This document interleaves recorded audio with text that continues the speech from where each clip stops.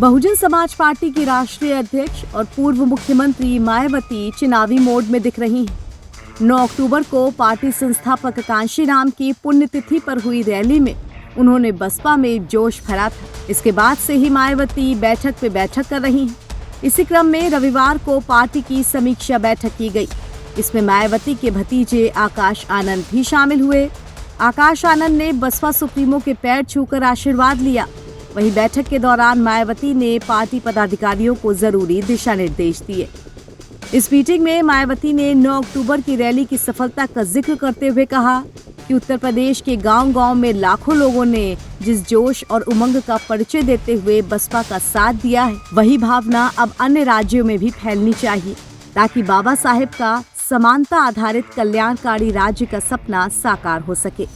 मायावती ने लखनऊ स्थित पार्टी दफ्तर में मीटिंग ली, जिसमें देश के अलग अलग राज्यों से बसपा के प्रतिनिधि और नेता शामिल हुए। इस मीटिंग के बाद मीडिया से बात करते हुए बसपा नेताओं ने बताया कि उन्हें क्या आदेश मिला है। बहन जी ने ऑल ऑफ इंडिया को 7 सेक्टरों में बांटा है। 3-3 स्टेट दी हुई हैं प्रभारियों को, वो अपना काम करेंगे। बिहार को लेकर के भी कुछ नहीं, चुनाव को लेकर कोई बात नहीं है, हमारे संगठन की बात हुई है। सर, आज माननीय बहन जी ने पूरे ऑल इंडिया की बैठक बुलाई थी और उस ऑल इंडिया की बैठक में सभी कार्यकर्ताओं को माननीय बहन जी ने सिर्फ और सिर्फ संगठन को मजबूत करने और जो बूथ और सेक्टर कमेटी स्तर पर जो मजबूत करने का काम दिया था, उस काम के लिए उन सबके लिए बोला है कि उस काम को करना है। माननीय बहन जी ने बिल्कुल सभी को सीधे सीधे दिशा निर्देश यही दिए कि सभी को अपने स्टेट में जिला लेवल पर, विधानसभा लेवल पर जैसा आपको ठीक लगे, ये सारी चीजें उन्होंने स्टेट के प्रेसिडेंट और उनके उस पर छोड़ दिया है कि जैसा आपको ठीक लगे, चाहे जिले लेवल पर मनाना चाहो जिले पर मनाइए, विधानसभा लेवल पर मनाना चाहो वहाँ मनाइए, और सभी को एक सामूहिक जनसभा जिससे और खुले में जनसभा करनी है, वहाँ पर बुला करके पूरे परिवार सहित लोगों को बुलाना है।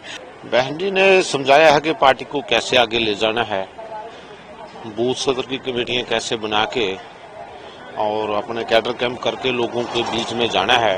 लोगों के बीच में जाएंगे, जा करके हमने पार्टी के ग्राफ को बढ़ाना है। उसी के लिए ज्यादा दिशा निर्देश के बारे में उन्होंने बताया है।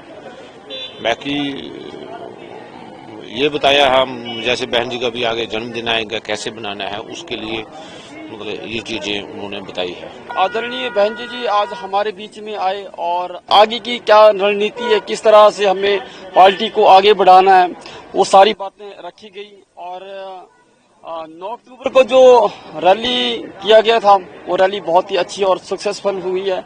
उस रैली के बारे में भी बात किया गया कि आपने बहुत सहयोग दिया, कि क्योंकि देखो सबके सहयोग से ही बात बनती है, एक अकेला व्यक्ति कुछ नहीं कर सकता। तो उसकी बधाई भी बहन जी ने दी कि आपने बहुत कड़ी मेहनत की और उसके द्वारा जो वो 9 अक्टूबर की रैली सक्सेसफुल हुई है। और मैं हिमाचल प्रदेश से हूँ और हिमाचल प्रदेश से हम 68 सीटों से जो वो हम इलेक्शन लड़ने जा रहे हैं और जोरों शोरों से वहाँ भी तैयारी चल रही है। बहन जी ने क्लियर बोला है कि आप लोगों ने मजबूती से तैयारी करनी है और लगे हैं, पूरी जो स्टेट है वो तैयारी में लगी हुई है। बहन जी इस बार बहुत खुश हैं और बहन जी ने बोला उम्मीद है कि पूरा पॉजिटिव रिजल्ट आएगा, हम सरकार बनाएंगे।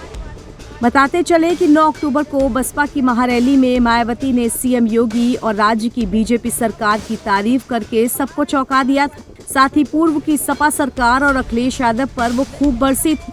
उस रैली में देश भर से लाखों लोग इकट्ठा हुए थे। तो उसके बाद मायावती की अब इस मीटिंग को 2027 उत्तर प्रदेश विधानसभा चुनाव के लिहाज से महत्वपूर्ण माना जा रहा है। नवभारत टाइम्स की रिपोर्ट।